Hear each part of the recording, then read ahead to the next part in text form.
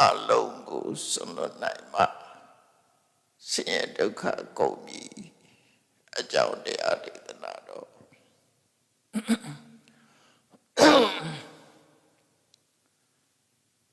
မြတ်စွာဘုရားကသုတ်တန်တစ်ခုမှာတပ္ပံအဘိသနာ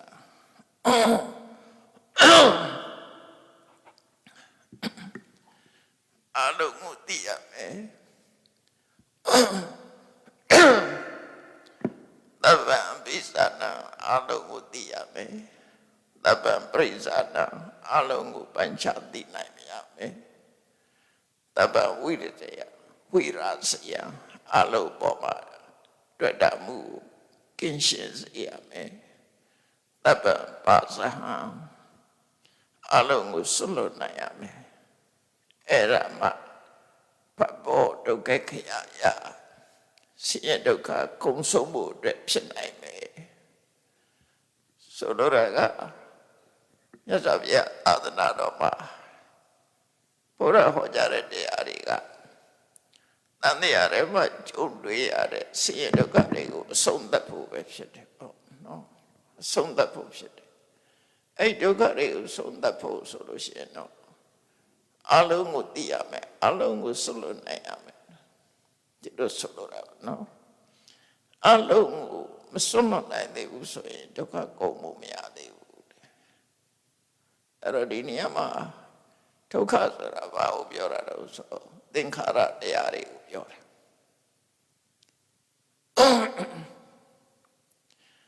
ယံကိစီဝိရိတံသဗ္ဗတမေသဗ္ဗဒုက္ခဝိရိတခံစားချက်အလုံးဟာဒုက္ခတနည်းအားဖြင့်ပြောမယ်ဆိုရင်သဗ္ဗေသင်္ခါရဒုက္ခတန်တရားထဲမှာရှိတဲ့သင်္ခါရတရားတွေမှန်သမျှဒုက္ခပဲဒုက္ခသစ္စာလောကမှာရှိတဲ့ခန္ဓာ၅ပါးယုံနာတရားတွေအဒုက္ခသစ္စာပဲအဲ့ဒီဒုက္ခသစ္စာကိုဖန်တီးပေးနေတဲ့ဒုက္ခကိုဖန်တီးပေးနေတဲ့တဏှာကိုသမုကိရိတာရိကံတွေကိုသမုဒိယသစ္စာဒုက္ခနဲ့သမုဒိယနှစ်ခုမဖြစ်တော့တာကိုនិရောဓသစ္စာမဖြစ်အောင်လှုပ်ဆောင်ရမယ်နိလန်ကဘဂသစ္စာတော့သစ္စာလေးပါဆိုအဲ့တော့မြတ်စွာဘုရားဒီနေရာမှာတပ္ပံပိသနာပရိစ္ဆာနာဝိရဇယပါဇဟံဘဘောဒုက္ခခရယတန်ရုပ်ပါဠိတော်မှာဒီသုတ်တန်တစ်ခုရှိတယ်တခြားသုတ်တန်တွေလည်းရှိသေးတယ်ဒီပုံစံဟောတာနော်အဲ့တော့ဒီသုတ်တန်ကိုနားလည်ပဲဆိုလို့ရှိရင်ဝိပဿနာလုပ်ငန်းစဉ်ကိုမြတ်စွာဘုရားဟောတာပဲဖြစ်တယ်အဲ့တော့မြတ်စွာဘုရားဟောတာတဲ့ဝိပဿနာလုပ်ငန်းစဉ်တွေအများကြီးပဲသုတ်တန်တွေထဲမှာရှုမှတ်ရမယ့်တရားတွေကလည်းပဲအကုန်လုံးတိတိကျကျဟောကြားထားတာဖြစ်တယ်အဲ့တော့တပ္ပံပိသနာအလုံးကိုအမှန်ကန်သိရမယ်တပ္ပံပရိစ္ဆာနာအလုံးကိုပိုင်းခြားသိရမယ်တပ္ပံဝိရာဇယအလုံးပေါ်မှာတွေ့တာမှုပြတ်ဆဲရမယ်တပ္ပံအဘိပါဇဟံအလုံးကိုဆိုလို့နိုင်ရမယ်ဓမ္မတာပပ္ပောဒုက္ခခရယဒုက္ခကုံဆုံးမှဖြစ်နိုင်တယ်လို့ဆိုလို့ပေါ့နော်အဲ့တော့ဒါတွေမသိသေးသမျှအစွန်းနိုင်သေးသမျှဒုက္ခကုံဆုံးတဲ့ဒုက္ခនិရောဓဒုက္ခခရဆိုတာဒုက္ခនិရောဓပဲဒုက္ခនិရောဓဆိုတာနိဗ္ဗာန်ပဲလေဆိုလိုတာကနိဗ္ဗာန်ရောက်ချင်ဒါရိစွန့်လို့ရမယ်လို့ပြောတယ်လူတွေကတမအပြင်သာဘုန်းကြီးတို့တွေဣရမေပုံညာနိဗ္ဗာန်တပစ္စယောလူနိဗ္ဗာန်ရဲ့ထောက်ကူဖြစ်ပါစေလို့ဆုတောင်းနေကြတာဖြစ်တော့လည်းပဲနိဗ္ဗာန်ရဲ့သဘာဝကိုသိဖို့လိုတယ်ပေါ့ဒုက္ခကုံဆုံးသွားတာနိဗ္ဗာန်ပဲသစ္စာလေးပါးနဲ့ပြောလို့ရှိရင်တန်တရားထဲမှာဒုက္ခထိုဒုက္ခကိုဖြစ်စေတဲ့အကြောင်းတရားကဒုက္ခသမုဒယအဲ့ဒီနှစ်ခုနဲ့ပဲနေကြတာဒုက္ခနဲ့ဒုက္ခသမုဒယနဲ့နေကြတာ ဒါကြောင့်ဒါကိုပဝတ္တိသစ္စာလို့ခေါ်တယ်တန်တရားထဲမှာဖြစ်နေတဲ့သစ္စာလူတိုင်းဟာဘာရတာတော့ဆိုဒုက္ခရတာယုံနာရတာဒုက္ခရတာဘဝရတာဒုက္ခရတာသူစင်ပြေနေတဲ့အခါကျတော့ဒုက္ခလို့မထင်ဘူးလေသူကသို့တော့ဒုက္ခဆိုတဲ့သဘောတရားဟာသူတွေကပြောဖို့ပြောနေရအပြိုးဆုံးရှိတယ်နော်မကောင်းတာလုပ်ပြီးပြောတာများတယ်ကောင်းတာလုပ်တဲ့လူလည်းမပြောရဘူးလားဥပမာပရာဟိတတွေလုပ်တယ်ပြောနေကြတယ်ရှိတ်သားတွေသွားတယ်တရားစခန်းတွေဝင်တယ်မပြောကြဘူးလားပြောတယ်တရားပွဲတွေသွားနာတယ်တရားနာတယ်မပြောဘူးလားပြောတာပဲဒိတာတွေတယ်ပြောတဲ့စိတ်တော့ရှိတာပေါ့ပြင်းပဲလုပ်နေစိတ်ကြည်နတ်နေတယ်ပြောရဲဆိုတာစိတ်ချမ်းသာမှုရနေတာပဲစင်ပြေနေတာအဲ့တော့မြတ်စွာဘုရားတတိပေးတာကကာမဂုဏ်အာယုန်နေနဲ့မပြောဖို့ပဲတတိပေးတာကာမဂုဏ်အာယုန်နေနဲ့ပြောလို့ရှိရင်ကိလေသာတွေလွှမ်းမိုးမှုခံရမယ်ကိလေသာလွှမ်းမိုးထားတဲ့စိတ်ဟာဘယ်တော့မှအမှန်ကမသိတော့ကိလေသာတွေရဲ့ချုပ်ကိုက်မှုအောက်ရောက်သွားတဲ့ပုဂ္ဂိုလ်ရဲ့စိတ်ဟာအသိဉာဏ်ကင်းမဲ့သွားတယ်အသိဉာဏ်ကင်းမဲ့သွားသည့်အတွက်ကြောင့်သူလုံးသမျှအလုပ်တွေဟာကုသိုလ်ဆိုတာပဲဖြစ်တော့အကုသိုလ်တွေများလာအကုသိုလ်တွေပဲဖြစ်လာအဲ့ဒါကဆိုကြပေးတာနော်အကုသိုလ်ဖြစ်မှာဖြစ်မဲ့လမ်းကိုရောက်သွားနိုင်တယ်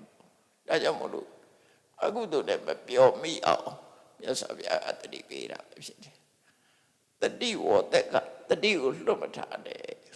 ကိုယ်ဘဝအခြေအနေကိုယ်ကိုသိနေအကုသိုလ်နဲ့မပြောနဲ့ကုသိုလ်နဲ့ပြောလို့ရတယ်စိတ်ကောင်းနှလုံးကောင်းနဲ့ကောင်းတဲ့အလုပ်တွေကိုပြောလုပ်ပြီးတော့ပြောနေကြတယ်လူတွေသူတို့လည်းပြောတာပဲလေအဲ့တော့စိတ်ချမ်းသာမှုရတာကိုပြောတာလို့ခေါ်တာပဲအဲ့ဒီမှာအဲ့ဒါကိုရွေးချယ်ပြီးတော့တတိနဲ့နေပြီးတော့ပြောတာဟိုစိတ်ညစ်နေတာကိုပြောတာမဟုတ်ဘူးနော်လူတိုင်းဟာစိတ်ညစ်တယ်ဆိုတာရှိမယ်ခဏပဲလေပြီးရင်တော့တစ်ခုနဲ့တော့ပြောအောင်အဲ့တော့ဓမ္မရတိလို့ခေါ်တဲ့တရားနဲ့ပြောမွေးမှုကာမရတိဆိုတဲ့ကာမဂုဏ်အာယုန်တွေနဲ့ပြောမှုအဲ့ဒီပြောမှုနှစ်ခုတည်းပဲတပ္ပရတံရတိဓမ္မရတိစိနာတိဓမ္မရတိဆိုတဲ့တရားနဲ့ပြောမှုကပြောမှုအလုံးကိုလွှမ်းခြုံနိုင်ယူနိုင်တယ်လို့ဆိုတယ်။ဘာလို့လဲဆိုတော့ပြစ်ကင်းတာနော်ထာဝရပြောနိုင်သွားတယ်။ကျန်တဲ့ကာမဂုဏ်အာယုန်နေနဲ့ပြောတာကစိတ်ညစ်စရာပါလာတယ်နောက်ကပြောပြီးတော့စိတ်ညစ်စရာပါလာတယ်။ဥပမာဖဲရိုက်ပြီးတော့ပြောတယ်အရက်တောက်ပြီးတော့ပြောတယ်။မကောင်းတဲ့ဒုစရိုက်တွေနဲ့ပြောတယ်။ပြီးရင်နောက်ကပြဿနာတက်ဖဲရိုက်လို့ဖဲနိုင်တာပြောတယ်ဖဲရှုံးပြီဆိုရင်ဖဲနိုင်တယ်ဆိုတဲ့ကမှာရှုံးတဲ့ကောင်ကဒုက္ခပေးတတ်တယ်နော်အပြောကြီးမရနိုင်ဘူးသူကတော့ဖဲဆိုင်ရှုံးတဲ့လဲကြတော့လဲဆင်းရဲဒုက္ခကြောင့်အရက်တောက်တယ်တောက်တော့ပြောကြတယ်ရံဖြစ်ကြတယ်ကွဲကြပြဲကြတူတမှုတွေဖြစ်သူတို့ပြောရွှင်မှုတကယ်ပြောရွှင်မှုအစစ်မဟုတ်ဘူးခိတ္တကနာတွေပဲပြောတယ်အဲ့ဒါမျိုးနဲ့မပြောဘူးပဲလို့လေပေါ့မြတ်စွာဘုရားဟောတာအဲ့ဒါမှမြတ်မြတ်တာဟောပေးတာပါမြတ်မြတ်တာအကျိုးရှိတဲ့ပြောခြင်းနဲ့ပြောဖို့တော့ရတယ်အဲ့ဒါတွေကဒီတတိထားရမယ့်အချက်တွေပေါ့နော်အဲ့လိုဆိုလိုတာပေါ့အဲ့တော့လောကမှာအမှန်တရားကိုသိပြီးတော့ဘဝမှာကိုရထားတာကဒုက္ခဘာကြောင့်ရတာလဲဆိုရင်ကိလေသာကြောင့်ရတာအဲ့ဒါကိုပဲအမှန်တရားအကြောင်းနဲ့အကျိုးဒုက္ခသစ္စာသမုဒယသစ္စာလို့ပြောတယ်ဒါတို့ဘောခေါ်လိုက်တာအရှိတိုင်းပြောရင်ဒုက္ခသမုဒယဒုက္ခဆိုတာကျင့်စရာမကောင်းတဲ့ဘဝဒုက္ခသမုဒယဆိုတာအဲ့ကျင့်စရာမကောင်းတဲ့အခြေအနေတစ်ခုကိုရထားတာသို့မဟုတ်ဒုက္ခဆိုတာသင်္ခါရတရားတွေကိုရထားတာလောကီသင်္ခါရတရားတွေကိုရဒုက္ခသမုဒယဆိုတာအဲ့ဒီသင်္ခါရတရားဆိုတာခန္ဓာ၅ပါးပဲရုပ်နဲ့2ပါးပဲ အဲ့တော့ယုံနဲ့နှစ်ပါးဒုက္ခ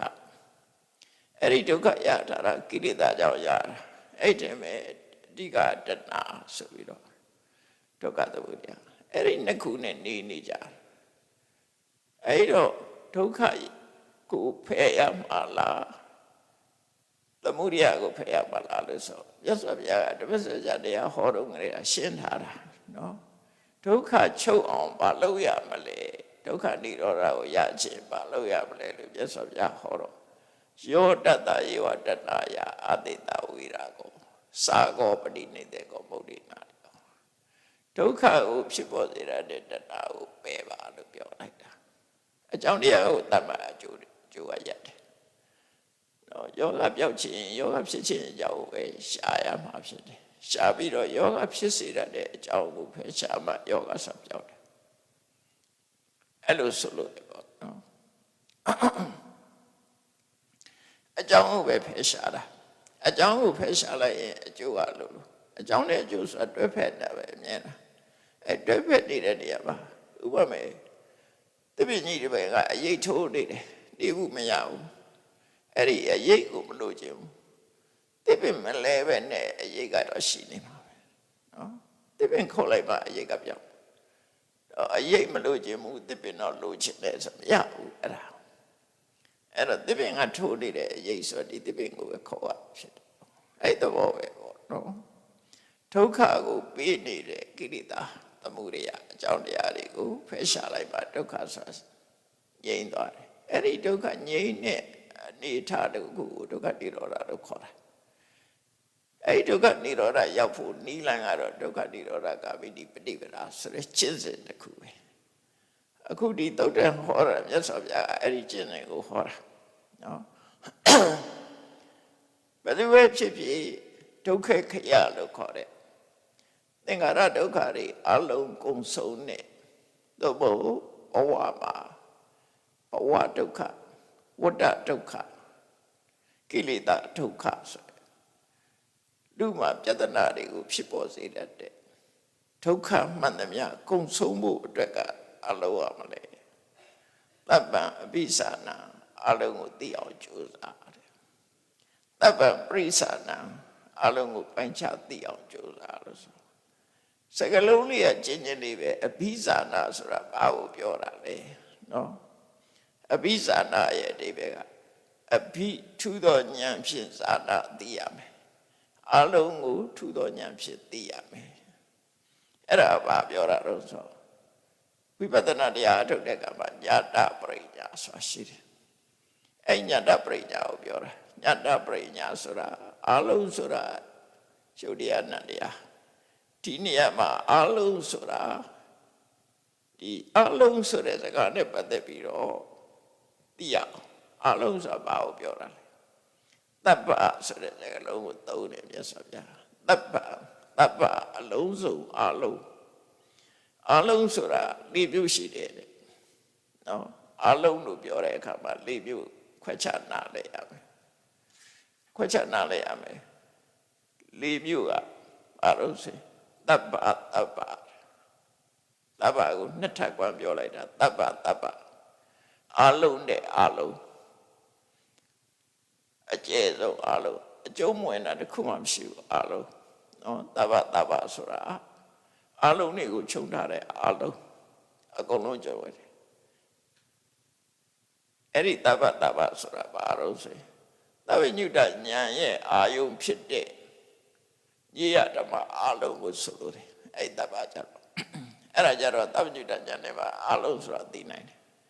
ဒါမို့လောကဆိုတာအကုန်လုံးသိတဲ့လူဆိုတာဘုရားမှာတပါမရှိဘူးနော်အကုန်လုံးသိတယ်တပ္ပနေယယံကိစီနေယတပ္ပသိเสียရခတ်သိအလုံးတပ္ပလို့ခေါ်တယ်အဲ့ဒါကတပ္ပတစ်ခုနောက်တစ်ခုကတော့စတုပုမကဓမ္မဘုံ၄ပါးဆိုတာဘာပြောတာတော့ဆိုကာမဘုံရူပဘုံအရူပဘုံလောကုတ္တရာဝဋ္ဌဘုံနော်စတုပုမကစာဘုံ၄ပါးလို့ပြောတာဘုံ၄ပါးဆိုကုန်ပြီ၄ပါးမှမရှိတော့ ကာမဘုံရဲ့ရူပဘုံရဲ့အရူပဘုံရဲ့လောကုတ္တရဝဋ္ဌဘုံရဲ့အဲ့ဒီဟာကိုအာယတနာတပ္ပလို့ခေါ်တယ်နောက်တစ်ခုကတေဘူမကဓမ္မလောကုတ္တရာမပါဘူးဘုံသုံးခုနဲ့ဖြစ်တဲ့တရားဟုသမျှဘုံသုံးပါး၌ဖြစ်တဲ့တရားဟုသမျှဘုံသုံးပါးဆိုတာကာမဘုံရူပဘုံအရူပဘုံတေဘူမဆိုတာအဲ့ဒါနော်ဘုံသုံးပါးမှာဖြစ်တဲ့တရားအဲ့ဒီတရားအလုံးကိုတက္ကယတပ္ပလို့ခေါ်တယ်တက္ကယတပ္ပခဏရှိတဲ့တပ္ပအလုံးနောက်ဆုံးတစ်ခုကတော့ဘာလို့ပိစ္ဆာရမဏမတ္တာအာယု၅ပါးရူပယုတတ္တယုကန္တယုရတယုဖုဒ္ဓဘာယုဆိုတဲ့အာယု၅ပါးနော်ကာမဂုဏ်အာယု၅မျိုးအစဉ်တန်နာရတာအထိတွေ့အဲ့ဒါကိုပရိသတပ္ပလို့ခေါ်တယ်ပရိသဆိုတာအကုန်လုံးမဟုတ်ဘူးအစိပ်ပိုင်းတစ်ခုလို့ပြောတာနော်အဲ့လိုပြောတာအဲ့တော့မြတ်စွာဘုရားကဒေသနာတော်တွေမှာတပ္ပံလို့ပြောလိုက်လို့ရှိရင်ပဲတပ္ပလဲဒါရွေးချယ်ရမယ်နော်အခုဒီသုဒ္ဓမှာတပ္ပံလို့ပြောလိုက်တာဘာကိုပြောတာတော့ဆိုအမှန်ပုဂ္ဂိုလ်တရားအနေနဲ့အကုန်လုံးသိနိုင်လားလို့ဆိုအကုန်လုံးတော့မသိနိုင်ဘူးသိပြီးတော့အဓိကကတော့ကိလေသာပယ်ဖို့ပဲဒါတွေပေါ်မှာကိလေသာကုန်ရမယ်လို့ပြောတာနော်အကုန်လုံးအသေးစိတ်သိဖို့ဆိုတာတော့ဝိပဿနာကိုအလုံးရှုနိုင်တယ်ဆိုတာရှင်သာရိပုတ္တရာပဲရှုတာဒါရှင်သာရိပုတ္တရာတောင်ကြံနေသေးတယ်နော်ဒေဝတဉာဏတဉာဏကြတော့အနုပါဒနဲ့ရှုတာအနုပဒဝိပဿနာဆိုတာရှိတယ်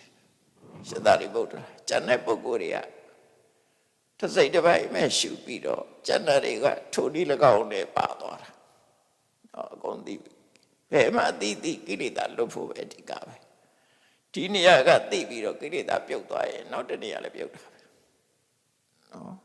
နောက်တနေရာလည်းပြုတ်တယ်အဲ့ဒါကြောင့်မလို့ဒီနေရာမှာရည်ညွှန်းတာမြတ်စွာဘုရားကတပ္ပံအဖိစာနိတပ္ပံအာရဏဆိုတဲ့အလုံးစုံအာရဏတပ္ပကိုသိအောင်လုပ်ရမယ်အဲ့တော့သိအောင်လုပ်ရမယ်ဆိုတော့ဘယ်လိုသိတာတော့လို့ဆိုယတပရိညာအနေနဲ့သိရမယ်တရားသဘာဝအနေနဲ့တရားမဟုတ်ဘူးဓမ္မတတ္တဖြစ်တယ်ဆိုတာသိရအဲ့တော့ဘယ်ဟာတွေတော့လို့မေးလိုက်လို့ရှိရင်ကိုယ်တဏ္ဍမှာရှိနေတဲ့အရာတွေတော့လည်းပြောရင်မျက်စိနဲ့ပတ်သက်တာ5ခုနားနဲ့ပတ်သက်တာ5ခုနှာခေါင်းနဲ့ပတ်သက်တာ5ခုလက်ရနဲ့ပတ်သက်ပြီးတော့5ခုကိုယ်ကာယနဲ့ပတ်သက်တာ5ခုမနဆိုတဲ့ဘဝင်စိတ်နဲ့ပတ်သက်တာ5ခုအဲ့30ကိုပြောတာနော်အဲ့ဒါတွေကိုဒီနေရာမှာတပ္ပလို့ဆိုလို့တယ်ဒါတွေကလူတွေမှာမရှိဘူးလားဆိုရှိတယ်ကဲအဲ့တော့မျက်စိနဲ့ပတ်သက်ပြီးတော့5ခုဆိုတာပါလေလူတိုင်းမျက်စိဆိုတာသိနေကြတယ်မျက်စိဆိုတာလောကဝါဒနဲ့ပြောလိုက်လို့ရှိရင်မျက်စိကြီးတစ်ခုလုံးကိုဒီနေရာမှာစက္ခုလို့ဆိုလိုက်လို့ရှိရင်မျက်စိကြီးတစ်ခုလုံးကိုဆိုလိုတာတဲ့ကံကြောင့်ဖြစ်တတ်တဲ့စက္ခုပတာရမျက်စိအကြည့်တက်ကလေးကိုဆိုလိုတယ်ပေါ့ဒါပေမဲ့ဒီအကြည့်တက်လေးကသူကသူထီးထီးနေလို့မရဘူးကျန်တာတွေနဲ့ရောနေတာရောနေတာခွဲခြားလို့မရတော့အောင်ရောနေတာတွဲနေတာအဲ့ကြောင့်မို့လို့အဓိကကတော့အကြည့်တက်ကိုဥဆောင်ပြီးပဲပြောပြမယ်လို့အလုံးရောထားတဲ့အရာတစ်ခုမျက်စိရှိတယ်အဲ့ဒီမှာမျက်စိမှာလာပြီးတော့ထင်ဟပ်တဲ့အဆင့်အာယုံရှိတယ်အဲ့ဒီနှစ်ခုဆုံလိုက်တဲ့အခါမှာမြင်သိစိတ်ဆိုတာရှိတယ်မြင်သိစိတ်ပေါ်လာတဲ့နောက်မှာအာယုံနဲ့စိတ်နဲ့ဆက်သွယ်ပြီးတဲ့ဖတ်တာဆိုတာပါလာတယ် နော်အဲ့ဒီဖတ်တာကြောင့်ဖြစ်တဲ့စိတ်ခံစားမှုဒုက္ခဒုက္ခအဒုက္ခမဒုက္ခဆိုတဲ့ဝေဒနာ၃မျိုးပါလာတယ်၅မျိုးအလုံးနော်အဲ့တော့လူတိုင်းမှာဒါရှိတယ်လူတိုင်းမှာရှိတယ်ရှေ့ပိုင်းနှစ်ခုကကွဲပြားခြားလာတယ်နောက်ဟာတွေကပုံစံတူသွားတယ်ပုံစံတူလို့ဒါပဲလားလို့ဆိုမဟုတ်ဘူးနော်စက္ခုဝိညာဉ်နဲ့သောတာဝိညာဉ်ကတစ်ခုစီမျက်စိပေါ်မှာဖြစ်တဲ့စိတ်နဲ့နားပေါ်မှာဖြစ်တဲ့စိတ်ကတစ်ခုစီမျက်စိမှာဖြစ်တဲ့စိတ်ကပြောင်းပြီးတော့နားပဲပြောင်းပြီးဖြစ်တာမဟုတ်ဘူးနှာခေါင်းပြောင်းပြီးတော့ဖြစ်တာမဟုတ်ဘူးမျက်စိမှာဖြစ်တဲ့စက္ခုဝိညာဉ်စိတ်သည်သူ့အကြောင်းနဲ့သူဖြစ်တာဖြစ်တယ်အဲ့ဒီစိတ်သည်သောတာဝိညာဉ်ဖြစ်တာမဟုတ်ဘူးလို့ဆိုလို့တယ်နာကအတန်ကြားပြီးတော့ကြားတဲ့သောတာဝိညာဉ်စိတ်ဆိုတာသူ့အကြောင်းနဲ့သူဖြစ်တာစက္ခုဝိညာဉ်စိတ်နဲ့သူနဲ့တူသလားဆိုမတူသို့တော့စိတ်ဆိုတဲ့သဘောတရားအနေနဲ့အတူတူပဲဒါပေမဲ့ဒီစိတ်မဟုတ်ဘူးနော်ဒီစိတ်မဟုတ်ဘူးမြေရည်တဲ့တောင်သွားပြီးတော့ရေတစ်ခွက်ခတ်တောက်ကြည့်လိုက်မြေနောက်တစ်ခါထပ်ခါအဲ့ဒီရေဟုတ်သေးရလားစီးနေတာမဟုတ်တော့ဘူးလေနော်အဲ့ဒီမဟုတ်တော့နောက်ရေဖြစ်သွားပြီတော့အဲ့ဒီသဘောပဲဒီစိတ်လို့ပြောပြီးမယ်ဒီစိတ်မဟုတ်ဒီစိတ်ကပြီးသွားပြီချုပ်သွားပြီအဲ့တော့စကုဝိညာဉ်စိတ်သည်သောတာဝိညာဉ်စိတ်ဖြစ်တာမဟုတ်ဘူးကာဏဝိညာဉ်စိတ်စသည်ဖြစ်တာမဟုတ်ဘူးစကုဝိညာဉ်စိတ်ကသူ့အကြောင်းနဲ့သူဖြစ်တယ်သောတာဝိညာဉ်စိတ်ကလည်းသူ့အကြောင်းနဲ့သူဖြစ်တယ်ကာဏဝိညာဉ်ဒီစိတ်တွေကသူ့အကြောင်းနဲ့သူဖြစ်ကြတာအကြီးပဲမျက်စိထဲမှာထင်လာတဲ့ရူပယုံနဲ့မထင်တဲ့ရူပယုံနှစ်ခုရှိတယ်မထင်တာလည်းရူပယုံပဲထင်လာမှရူပယုံမဟုတ်ဘူးနော်သူကမျက်စိနဲ့သာကြည့်လို့ရတာမဟုတ်ဘူးသူ့ကိုဓမ္မယုံလို့မခေါ်လို့မရဘူးနော်မျက်စိထဲမှာထင်လာမှရူပယုံမထင်ရင်ရူပယုံမဟုတ်ဘူးလို့ပြောလို့မရဘူးသူကရူပယုံပဲဥပမာမဲ့လူဝင်လူထွက်ဖို့တကားကြီးတတ်ထားတယ်ဒီတကားကိုပိတ်ထားတယ်လူဝင်လူထွက်မလုပ်ဘူးတကားဆိုတာဝင်မှုထွက်ဖို့ထားတာအဲ့တကားကအသေးပိတ်ထားတယ်အသေးပိတ်လိုက်တဲ့ကသူ့ကိုတကားလို့မခေါ်ဘူးဆိုတာမရှိဘူးတကားပဲနော်တကားဆိုတဲ့နာမည်ပြတ်သွားဘူးသူကလှုပ်သည်ဖြစ်စေမလှုပ်သည်ဖြစ်စေသူကိစ္စဆောင်ရွက်သည်ဖြစ်စေမဆောင်ရွက်သည်ဖြစ်သည်မျက်စိထဲမှာထင်ဟလာတဲ့အဆင့်အာယုသည်မျက်စိထဲမှာပေါ်သည်ဖြစ်စေမပေါ်သည်ဖြစ်စေအဆင့်အဆင့်ပဲတည်တတ်သည်လို့ဒီလိုဆိုလို့ရပေါ့အဲ့တော့ဝိပဿနာအာယုအနေနဲ့နံပါတ်1ကအာလုံးကိုသိရမယ်ဆိုရင်ဘာကိုသိရမှာတော့ဆိုမျက်လုံးကိုသိရမယ်မျက်လုံးထဲမှာထင်ဟလာတဲ့အဆင့်အာယုကိုလည်းသိရမယ်နော်ထိုနှစ်ခုပေါင်းစပ်လာလို့ဖြစ်ပေါ်လာတဲ့စက္ခုဝိညာဉ်စိတ်မြင်သိစိတ်ဆိုတာကိုလည်းသိရမယ်ထိုမြင်သိစိတ်နဲ့အတူဖြစ်လာလို့မြင်သိစိတ်ကိုမိပြီးတော့ရှင်တွဲဖြစ်လာတဲ့ဖတ်တာဆိုတာကိုလည်းသိရမယ်ထိုဖတ်တာကြောင့်ဖြစ်လာတဲ့မြင်သိစိတ်နဲ့ပတ်သက်တဲ့ဖတ်တာကြောင့်ဖြစ်လာတဲ့စိတ်ခံစားချက်ကောင်းတယ်မကောင်းဘူးကျဉ်တ်တယ်မကျဉ်တ်ဘူးနော်မြင်ပြီးတဲ့နောက်မှာအဲ့ဒီအာယုံဟာကိုယ်စိတ်ထဲမှာကျဉ်တ်တယ်မကျဉ်တ်ဘူးကိုယ်မှာအစင်ပြေတယ်မပြေဘူးစင်ပြေတာလည်းမဟုတ်ဘူးစင်မပြေတာလည်းမဟုတ်ဘူးဆိုဝေဒနာ၃မျိုးအဲ့ဒီဝေဒနာ၃မျိုးကလည်းမျက်စိနဲ့ပတ်သက်ပြီးဖြစ်လာတဲ့ဝေဒနာ၃မျိုးအဲ့တော့မျက်စိနဲ့ပတ်သက်ပြီးတော့ဒီလို၃မျိုးအလုံးပေါင်းရင်၅မျိုးရှိတယ်အဲ့ဒါကိုသိအောင်လုပ်ပါလို့ပြောတာမြတ်စွာဘုရားအဘိဇာနာသိအောင်လုပ်ဆိုတာဘယ်လိုသိရမှာလဲစက္ခုယုတ်တရားတသက်တာဖြစ်တယ်မျက်လုံးဆိုတာယုတ်တရားသာဖြစ်တယ်ကံကြောင့်ဖြစ်တဲ့ယုတ်တရားတသက်ပြတာဖြစ်တယ်အစင်အာယုံဆိုတာကံစိတ်ဥဒုအာရအကြောင်း၄ပါးကြောင့်ဖြစ်လာတဲ့အစင်ယုတ်တသက်တာဖြစ်တယ်ငါမဟုတ်ဘူးဓမ္မတသက်တာဖြစ်တယ်သဘာဝတဲ့ဓမ္မတွေရဲ့သဘောကိုသိတာအဲ့ဒါကိုညာတပရိညာလို့ခေါ်တယ်သူ့သဘာဝအတိုင်းသိရမယ်သိလိုက်တဲ့အတွက်ကြောင့်ငါမဟုတ်ဘူးတတ္တဝမဟုတ်ဘူးငါဟာလည်းမဟုတ်ဘူးနော် သဘာဝတရားတသက်များတာဖြစ်တယ်မျက်စိသည်သဘာဝတရားတသက်များတာဖြစ်တယ်ဘယ်သူကထုတ်လုပ်တာတော့ကံကထုတ်လုပ်တာဘယ်သူတွေကထောက်ပံ့ပေးတော့စိတ်တို့ဥဒုတို့အာရတို့ကထောက်ပံ့ပေးတာရုပ်တရားရဲ့အကြောင်း၅မျိုးပြထားတယ်ဘာတွေတော့ဆိုအဝိဇ္ဇာရဲ့တဏှာရဲ့ဥပါဒာရဲ့ကံရဲ့အာဟာရရုပ်တရားရဲ့အကြောင်းကိုငါပြအဝိဇ္ဇာတဏှာဆိုတာကအဝိဇ္ဇာတဏှာဥပါဒာအဲ့ဒီသုံးခုကကံကိုဖြစ်စေတဲ့အကြောင်းတရားတွေအဲ့ဒီအဝိဇ္ဇာဆိုတဲ့အမှန်မသိမှုနော်တဏှာဆိုတဲ့တွေ့တာမှုဥပါဒံဆိုတဲ့ဆွဲလမ်းမှုအဲ့ဒါကိုအကြောင်းပြုပြီးဆိုလိုတာကိလေသာပဲရှုံပြောလိုက်မယ်ဆိုရင်ကိလေသာပဲ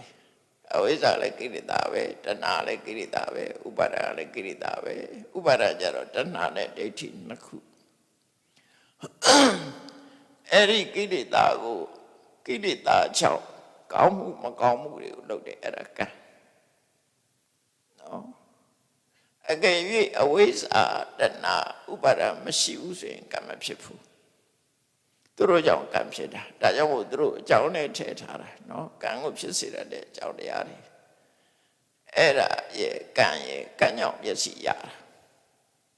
နော်ကံမကောင်းအကြောင်းမလာတဲ့ပုဂ္ဂိုလ်တွေကပွေးတယ်မျက်စိပါမလား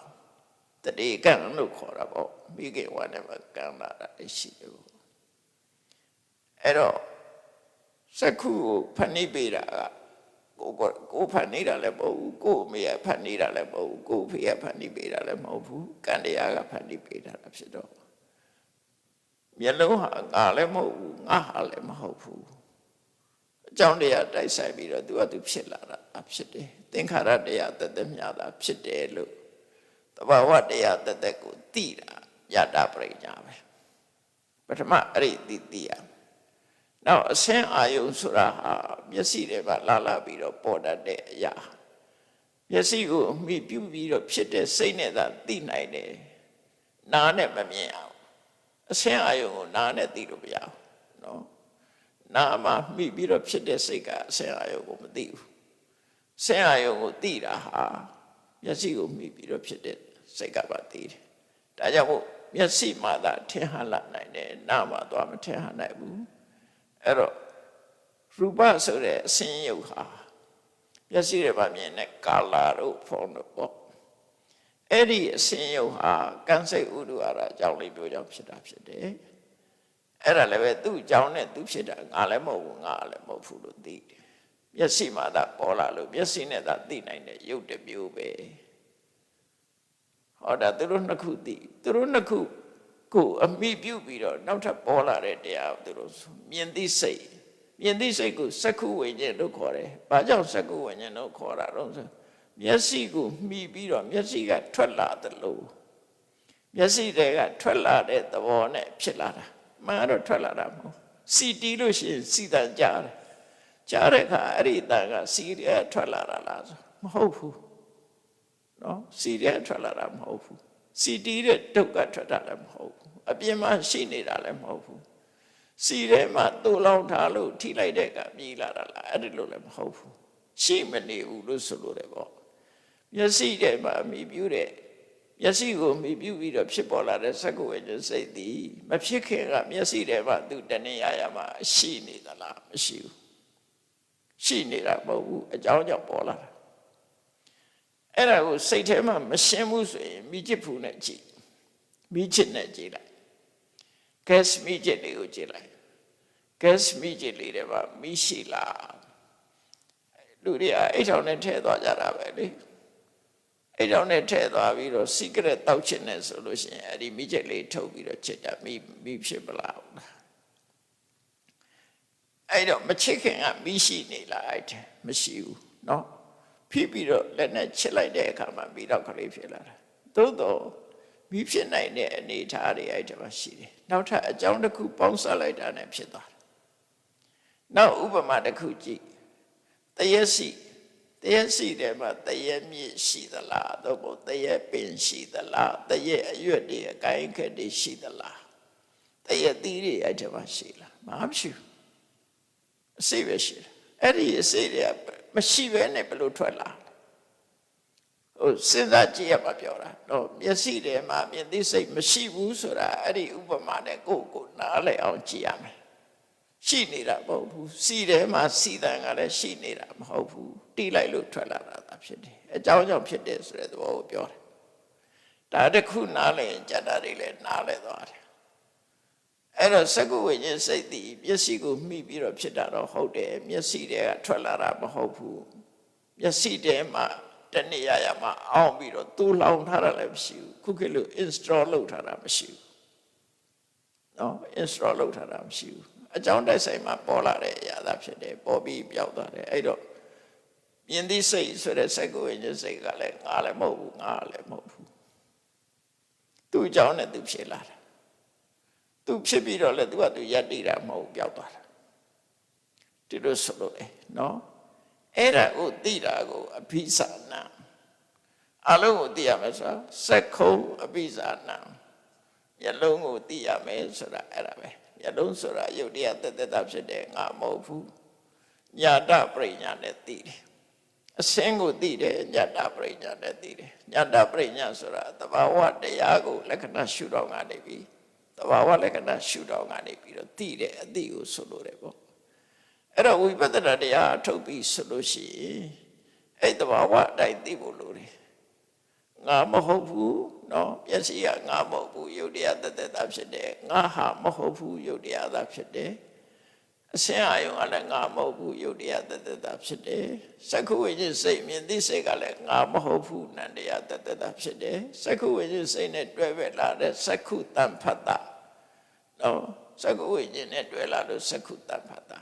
ကျန်တဲ့သောတတံဖတ်တာတွေပါလေရှိလို့ကွဲသွားအောင်ပြောတာနော်မျက်စိကိုမိဖြစ်တဲ့ဖတ်တာ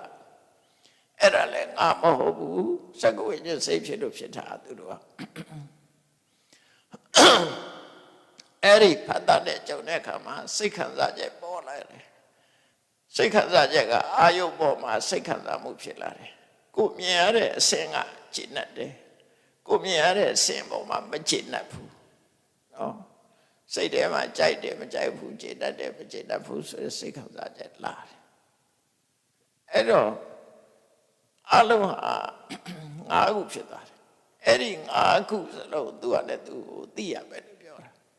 ဒါဝိပဿနာတရားထုတ်ရဝိပဿနာရဲ့အာယုဆိုတာတခြားရှာမှာမဟုတ်ဘူးကမ္မထန်ထိုင်သိဖြစ်စေမထိုင်သိဖြစ်စေနှလုံးဖွင့်ပြီးတော့မြင်လိုက်တာနဲ့ဒီ process ရှိတယ်ဆိုတာကိုတတိထားနေရမယ်တတိထားရင်သိတယ်နော်မျက်လုံးဖွင့်လိုက်တဲ့အခါမှာမြင်စရာအာယုကမျက်စိတွေရောက်လာတယ်အဲ့ဒါအမြင်မျက်လုံးနဲ့အစင်အာယုံစုံတာပဲအဲ့ဒီမှာမြင်တယ်ဆိုတဲ့အသိစိတ်ပေါ်လာတယ်အဲ့ဒါနဲ့တစ်ဆက်တည်းဖတ်တာအာယုံနဲ့စိတ်နဲ့ထိတွေ့သွားတယ်ထိတွေ့သွားတဲ့အခါမှာခုနစိတ်ထဲမှာဖြစ်ပေါ်လာတဲ့ feeling ဆိုတဲ့ဝေဒနာနော်အာယုံပေါ်မှာကိုယ်ကြိုက်တယ်ဆိုလို့ရှိရင်ခံစားရတယ်ဆိုရင်ဒုက္ခအာယုံပေါ်စိတ်ကမကြိုက်ဘူးဆိုလို့ရှိရင်ဒုက္ခကြိုက်တာလည်းမဟုတ်ဘူးမကြိုက်တာလည်းမဟုတ်ဘူးဆိုလို့ရှိရင်အဒုက္ခမဒုက္ခဩစိတ်ခံစားရဝေဒနာတွေဖြစ်လာအဲ့ဒီငါးခုစလုံးကိုသိဖို့လိုတယ်လို့ပြောတာနော်တပ္ပံပိစနာဆိုအလုံးကိုအဲ့ဒီတိုင်းသဘာဝအတိုင်းသိရမယ်အဲ့တော့ယုတ်နဲ့နာဖြစ်တာပဲရှိတယ်နှစ်ခုစလုံးအဲ့တော့သစ္စာနဲ့ပြောမယ်ဆိုရင်ဒုက္ခသစ္စာတွေကြီးပဲကောင်းအဲ့တော့ကမ္မထာအထုတ်တယ်ဆိုတာဒုက္ခသစ္စာတွေဟာကိုကြည့်တာပဲကိုမျက်စိနဲ့မြင်တဲ့ချိန်လေးပါမြင်ရင် process တစ်ခုမှာစိတ်ဖြစ်စဉ်တစ်ခုအတိတ်တိုင်းသွားတာဒါတော့တော့သိရမယ်နော်နောက်တစ်ခါနားနဲ့ပတ်သက်တာနားရှိတယ်အရာစကားနဲ့ပဲပို့နားလဲအောင်ပြောနားရှိတယ်နားရှိတိုင်းအတန်ကြားတာမဟုတ်ဘူးအတန်ပေါ်လာမှအတန်ကြားတာနားကအတန်မှလာထင်ဟပ်ပြီဆိုတဲ့ကမှအတန်ကြားတာနော်နားရှိတယ်နားတစ်ခုတည်းနဲ့အတန်ကြားတာမဖြစ်ဘူး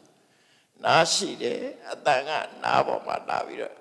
ထင်ဟပ်လာတယ်ထိကြိုက်လာတယ်အဲ့ကြရင်ဇာတိစိတ်ဆိုတဲ့စိတ်ပေါ်လာတယ်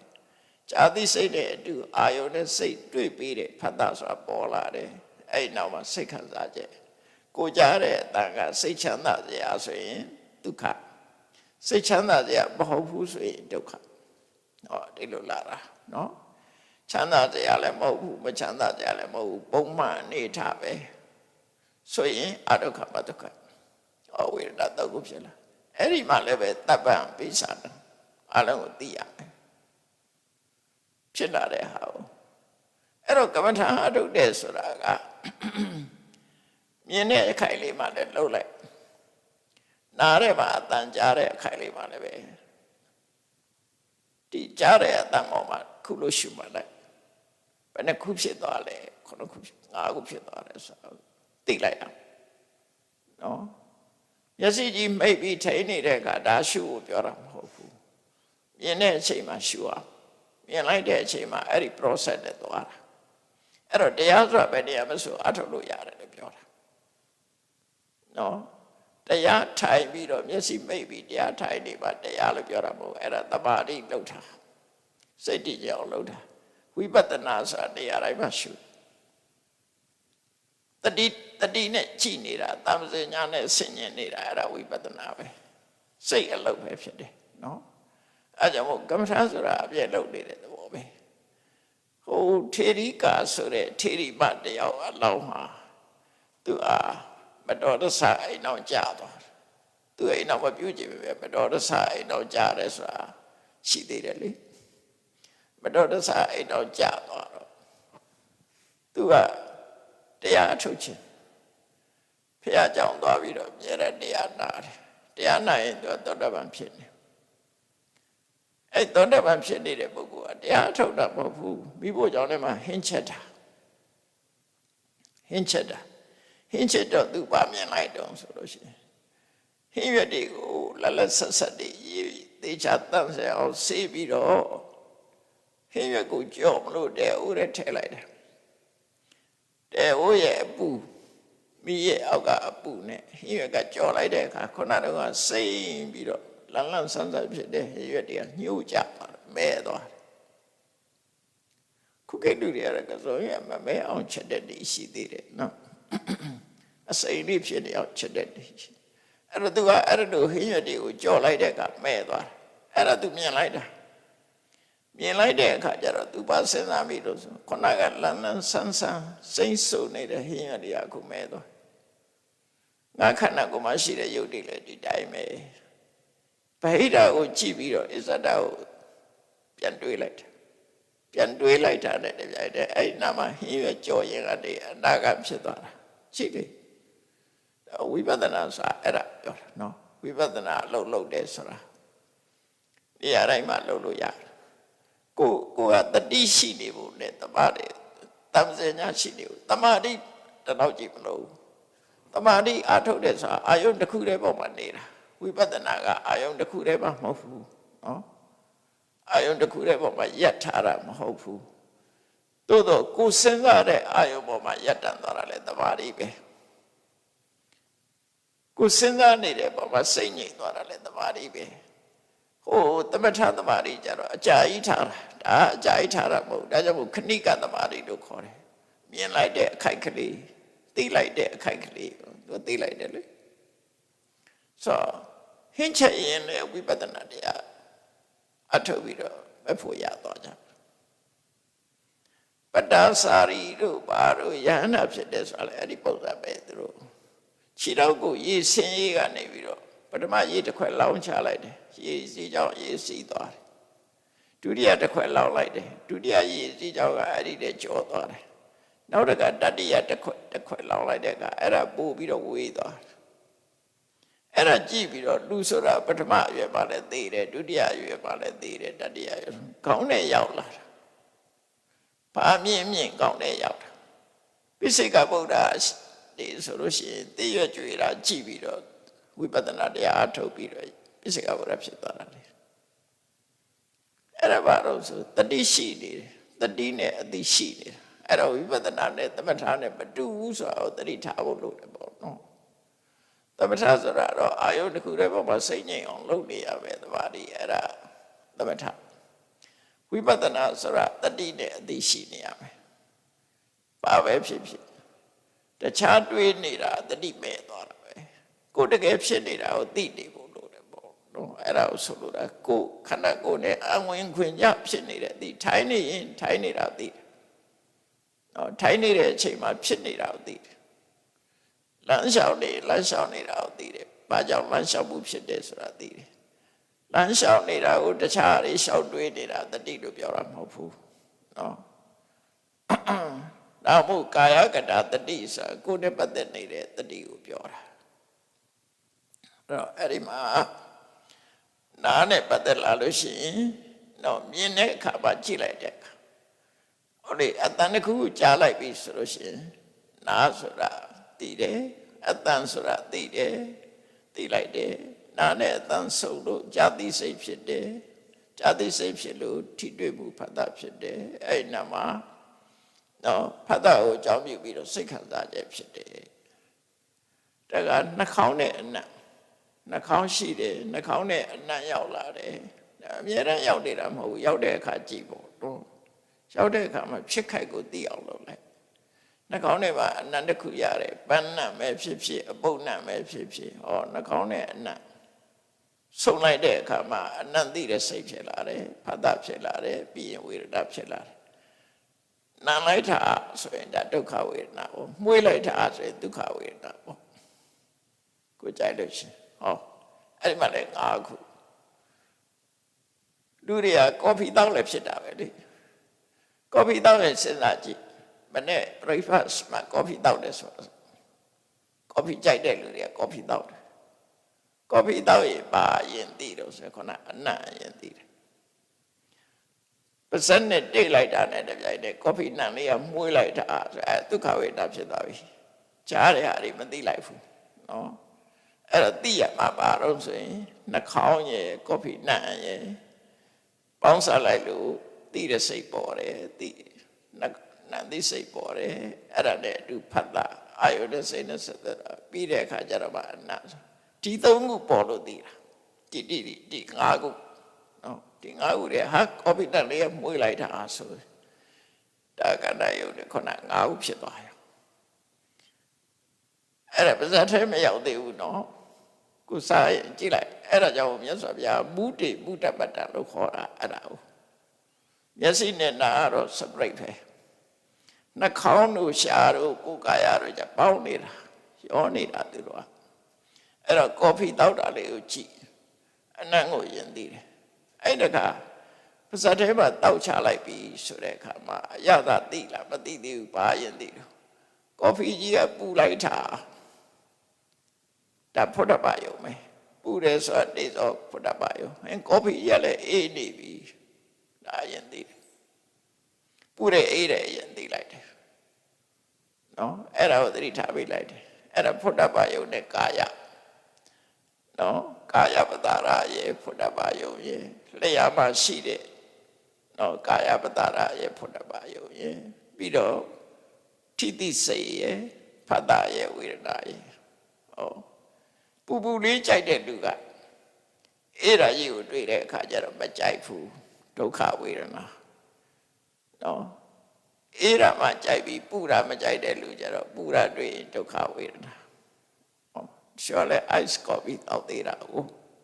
အေးလေးတောက်ချင်တဲ့လူကရှိသေးတယ်အဲ့တော့အဲ့ဒီဟာတွေဖြစ်လာတာနောက်ဒါပြီးတော့မှအရာသာနောက်ဆုံးကြပါအရာသာလာတာပထမအနံ့ဒုတိယကာယပတ္တရအထီတွေ့တတိယကြတော့မှအရာသာလာရှားရဲရောက်တော့ကော်ဖီကြီးရတဲ့ခါလိုက်တာကပူချီနိုတို့နော်เอสเปรสโซ่တို့ဆိုရင်ဒါအခါရပေါ့ဘာအရာသာခံတာမသိဘူး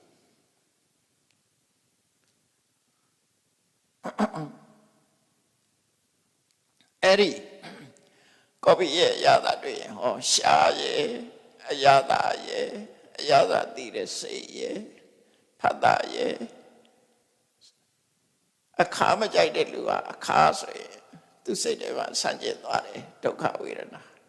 ခါရလေးကိုကြိုက်တဲ့လူကြတော့ကောင်းလိုက်တာကော်ဖီကဒုက္ခဝေဒနာနော်ချိုးရကြိုက်တဲ့လူကြတော့အချိုးလေးနဲ့မှဒုက္ခဝေဒနာခါရသူ့အတွက်ဒုက္ခဝေဒနာဖြစ်သွားတယ်အဲ့လိုဆိုလိုတာအဲ့ဒါကိုယ်တဏ္ဍမှာဖြစ်နေတာတွေကိုကိုယ်သိတာ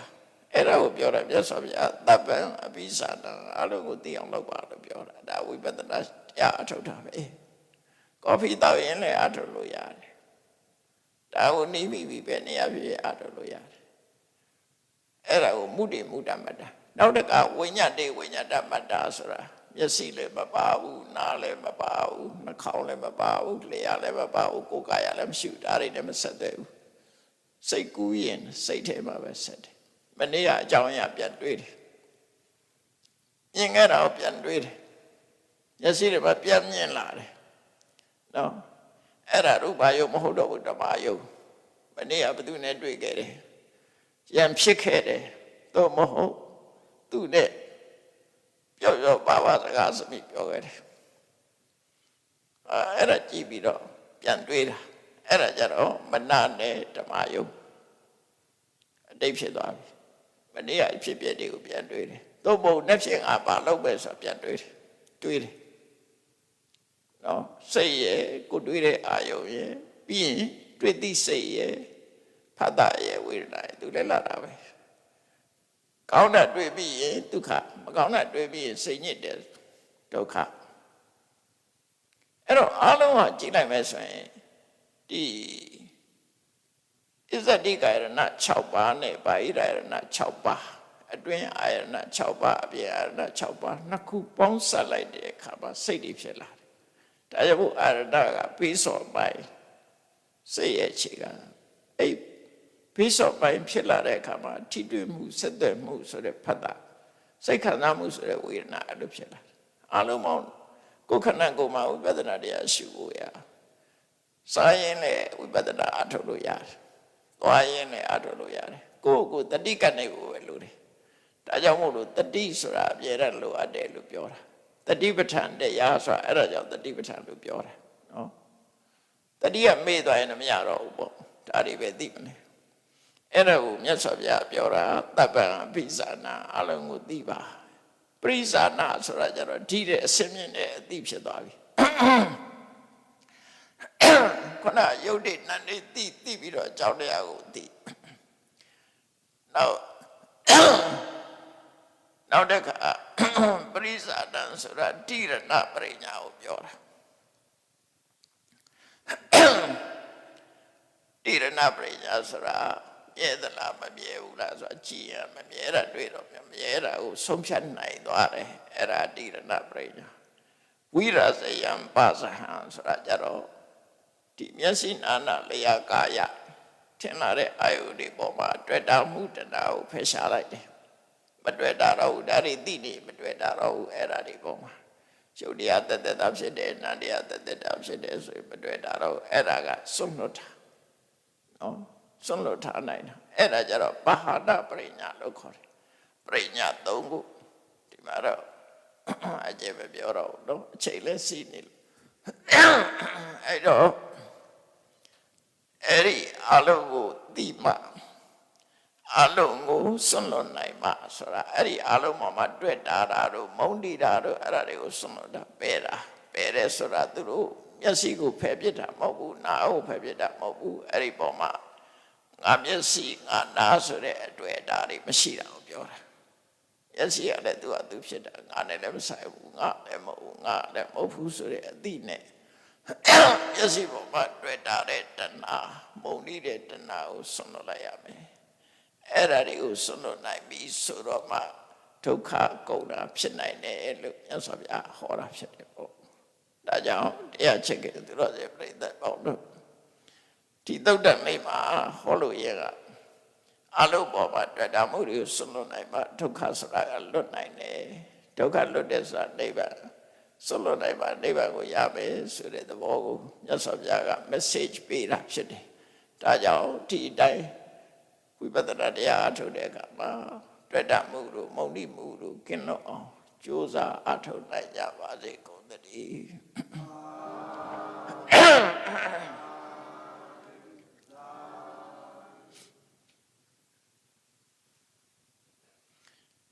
ရှိတဲ့ခြားရ